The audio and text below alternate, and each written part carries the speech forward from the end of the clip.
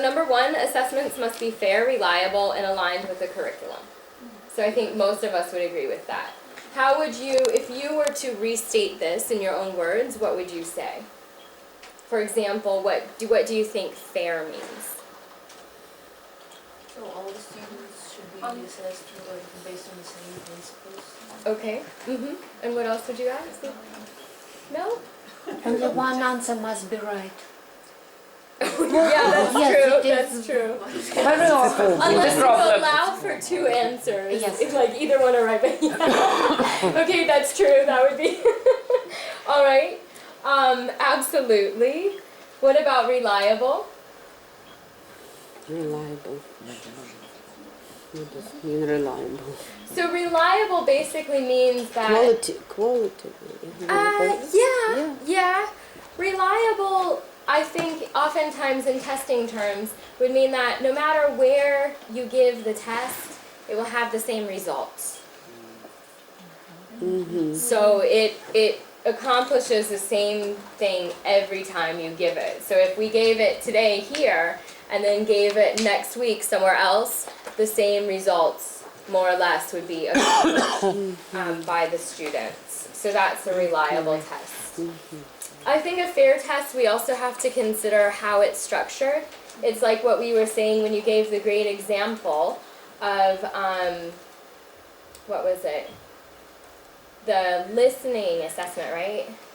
Where it was the, you gave the listening assessment one, right? Or did you? I forgot who described it, sorry. But it was the one where it was just like there was a dictation, you listen, and then after a pause, you write it down, and then maybe you say it back at some point. So that would only be fair if you had done an activity like that already in class so that students knew what to expect from that activity. It would not be fair if that was the first time they had ever been exposed to that activity, right? So we want to make sure that we're doing similar activities to what we always do. Aligned with the curriculum, what does that part mean to you? Follow the curriculum. And test what you actually teach. Exactly, test what you actually teach. And honestly, you know, I think it's really important that on your curriculum, pretend this is your syllabus that you give to your students, there are the objectives. And that the test is matching and measuring whether or not those objectives were achieved, right? That's basically, because obviously the objectives would be based on the curriculum. But does the term exist, replacement test? Yeah, but it depends on how you're using it. What do you mean by replacement test? I'm not sure whether to take this book or another book and I give a test without any preparation just to evaluate the level. Oh, that's interesting, because you know there are different styles of teaching. There's one called TTT, and it's test, teach, test. And basically what you do is you test, and then based on where, I mean, but the test is not like sit down and write this. You know, it could be a series of activities, and while they're doing the activities, you're assessing at the same time. Or it could be a sit down and write this test. But based on the feedback that you get from that, you then teach where there are gaps in the knowledge. Yes. So you're not re-teaching what they've already done, and then you test again, and then you teach based on the assessment. Did they understand where you tried to fill in the gaps in the knowledge? Do they need more practice? You know, so there's a follow-up. So that might be one way that I would think about that question of retesting. I know how my first understanding when you said that word was basically retesting to me means that maybe the test did not go well, everybody failed, and so we have a retest. Because maybe it was poorly written, or everybody couldn't concentrate on that day, or the alarm bell sounded, or whatever happened, and the test failed miserably. That's what retesting means to me. We understood it was too deep, and we are writing another test. But I think that there's a space for all of the above. So I think I do like TTT, that style.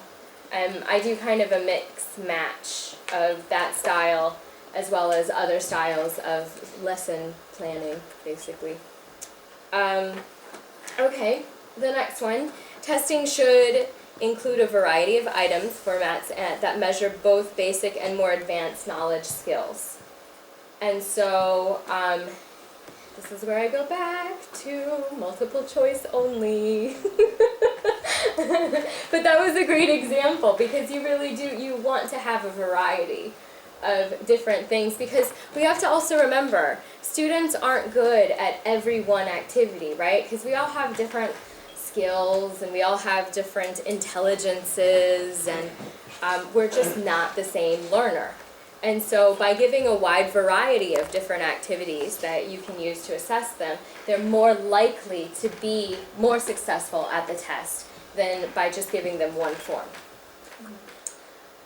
What else?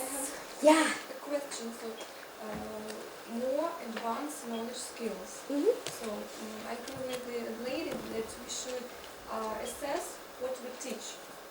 Mm-hmm. And as far as I understand, advanced knowledge skills mean something they do not know, but should these be present in the test? I don't necessarily agree. Because, I mean, I agree with what you say, but I think when we're teaching, most of the time, what a lot of the research tells us is that we're not just teaching at a very basic level, we're also adding advanced knowledge skills. It's that I+1 idea that Stephen Krashen came up with in 19 something or other, 63, 83, 82, maybe 82. It's like a 20-year difference, but anyway. And so basically what it's saying, in order to keep students stimulated and involved in the knowledge and gathering and learning, is you not only give them the basic or the easiest level, but you give them some challenging things as well that they answer throughout class. So these advanced knowledge skills would not necessarily be completely new to them. I agree, that's totally unfair. But they would be slightly more challenging so that you can get a good assessment of where they are.